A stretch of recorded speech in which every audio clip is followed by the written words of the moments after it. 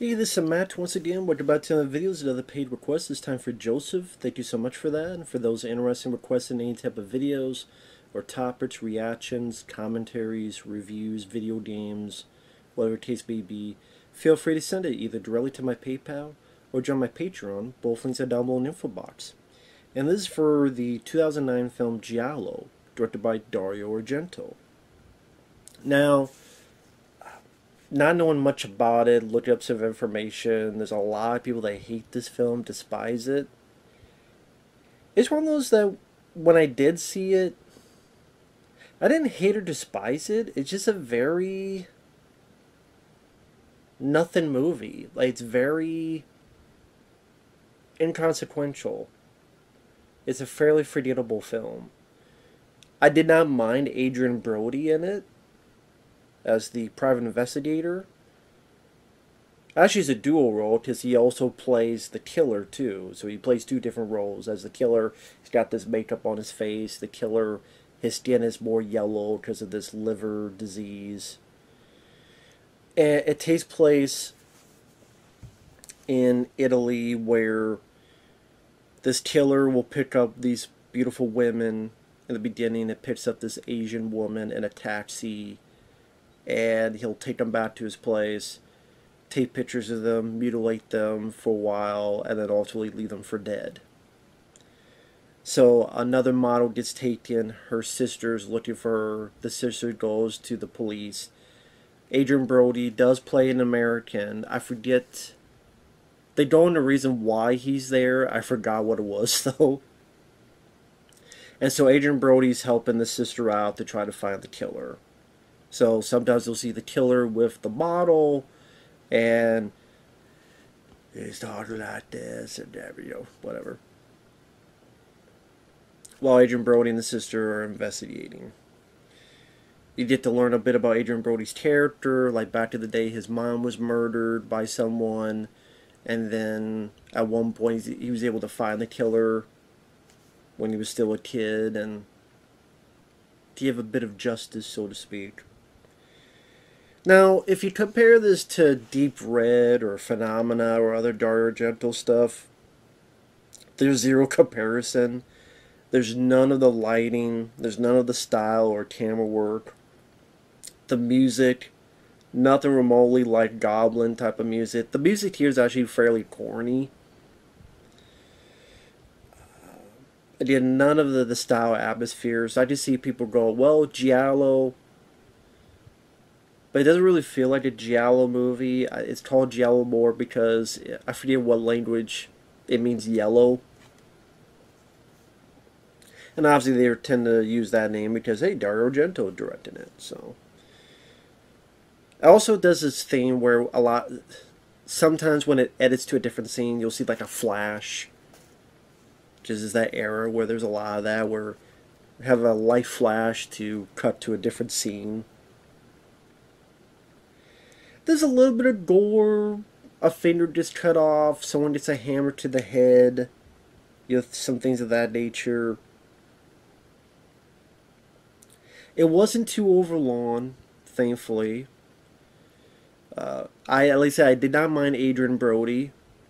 It wasn't fantastic, but it was, I thought, a decent enough performance as both. The sister, I mean, she was there. I would say whiny, but at the same time I get it. She's worried about her sister.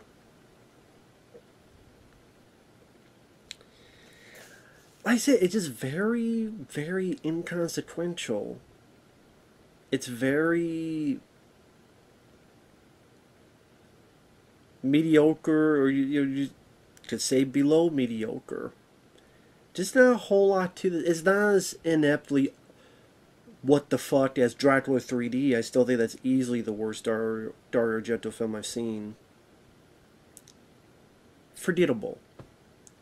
To spoilers, really what happens is after the investigator, the cop is finally helping the sister, they're trying to figure out what to do. Brody gets a phone call. The Asian lady's been found dead. She's not really dead. She's able to gasp out a few dying words, but they can't understand her. But Brody was smart enough to record it. They find someone to translate. They say, she keeps saying, he's yellow. He's yellow. What does that mean? So they go to autopsy, and the girl's like, yeah, he's yellow. Like, his skin's yellow.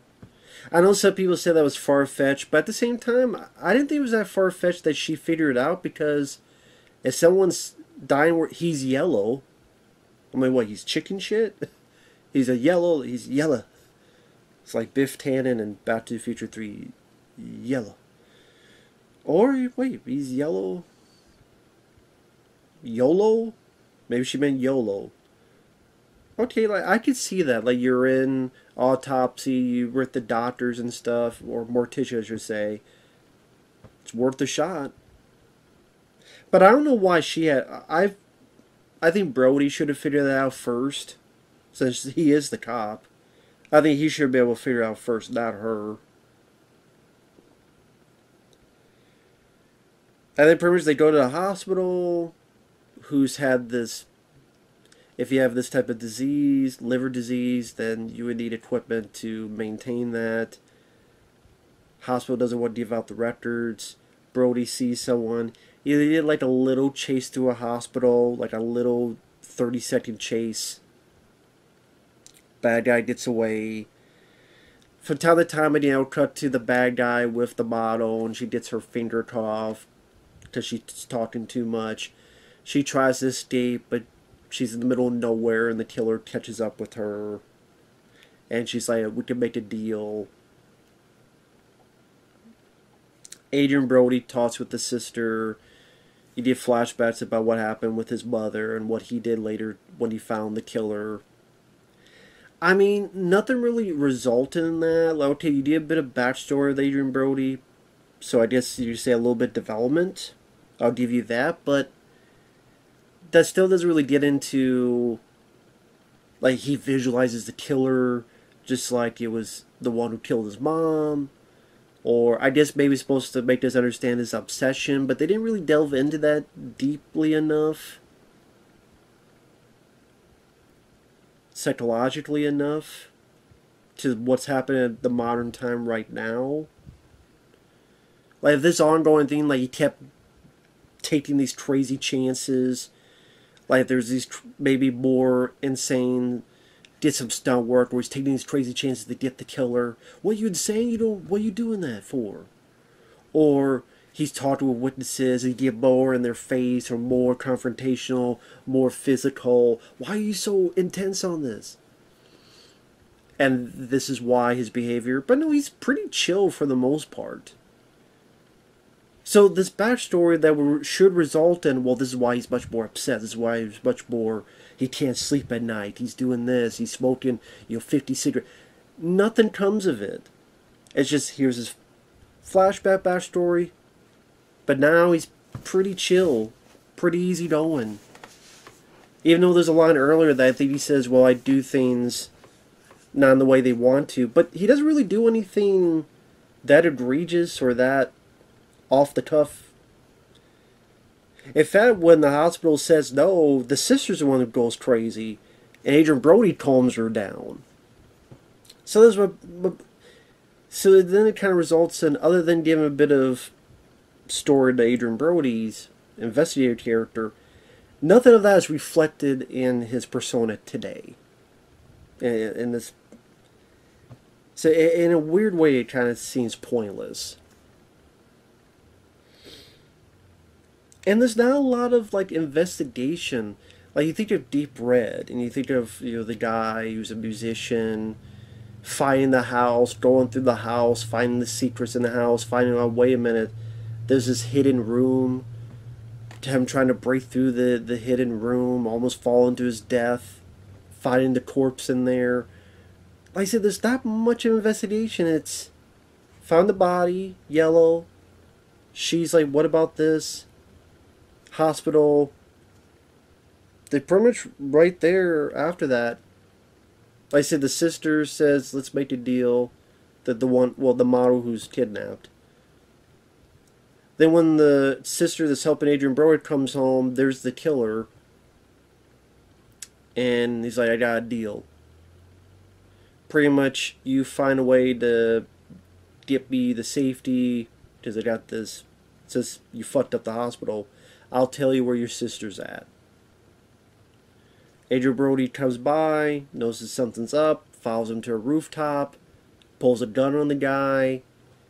Did like a not even a 10-second chase.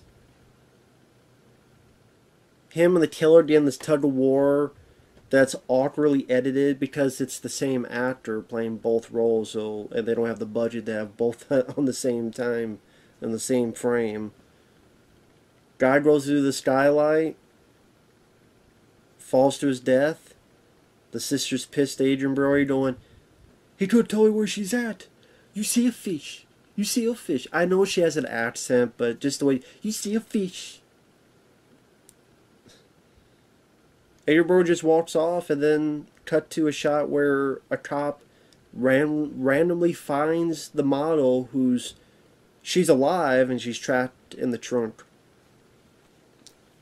Which, something about that, I don't know why, reminded me of Road Games, which was done better, where the story's over, here's our characters doing this, and then we cut to someone else, and this reveal where this... I'm not going to spoil Road Games. Very different connotation, but I thought it was done better in Road Games. So it's not a depressing ending. It's not a sequel bait ending. It's not... That's the thing. It wasn't a miserable experience. It was just a very pointless experience. Like I said, it's... You kind of sit there and go, what was the point of this movie being made? Really, not much happened. And apparently there was some trouble with this because I guess Adrien Brody did not get paid. That he was supposed to get paid, he didn't get paid. So, where certain places, it's like, you can't use my face. Like, at least fucking pay me for what you're supposed to pay me. Which I can't blame the guy. I mean, if he was supposed to be paid and then he doesn't get paid, he's like, well, fuck you then. Pay me. Pay me what the fuck you say you don't pay me.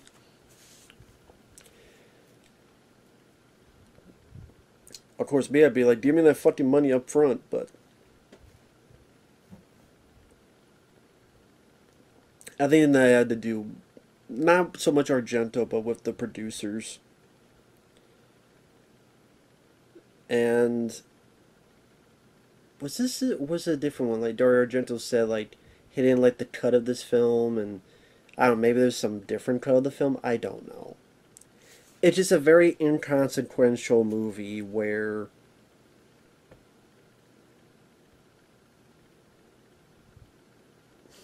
it's hard to even talk about because the investigation just really wasn't much. They didn't really do much of shit. It's not a big body count. There's not a lot of... There's really no atmosphere. There's a little bit of gore. Like they said, there's none of the lighting.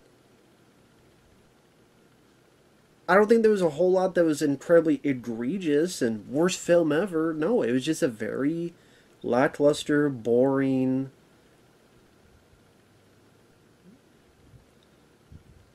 middle of the road, below the middle of the road, under the fucking road. I don't know.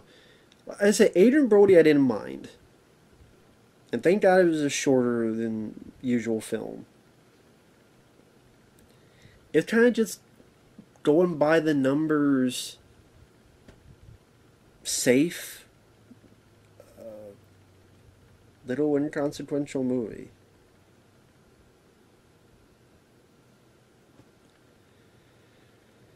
It's just one of those things where actually I would rather watch this than Mother of Tears again. Mother of Tears I remember being really fucking annoying. Dracula 3D, at least it doesn't have any, I don't remember any CGI in this.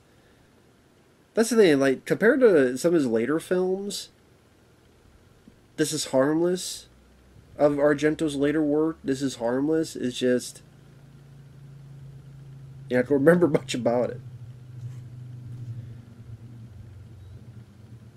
So, if you hear that vehicle, maybe it's, I don't know. Maybe that vehicle took whatever was worth the shit in this movie and they took it away. So maybe that's the real movie. Me investigating where the rest of this movie's at. Where's the interesting parts in it? So even like the opening, like when the Asian lady's taken, you think, okay, you think Argento, how's his first kill gonna be? No, you see the outside of the taxi, and then the woman screams, presses her face to the window, and then she's pulled back, and then that's it. You go, wow, really? That's it for a Dario Argento movie? That's really blasé, very like, what? That's it? That perfectly sums up the movie. So, it's nothing like maybe bad, egregious, like worst movie. Not even close. It's just very meh. Very meh. So, kind of an easy movie to watch because not much happened, but whatever.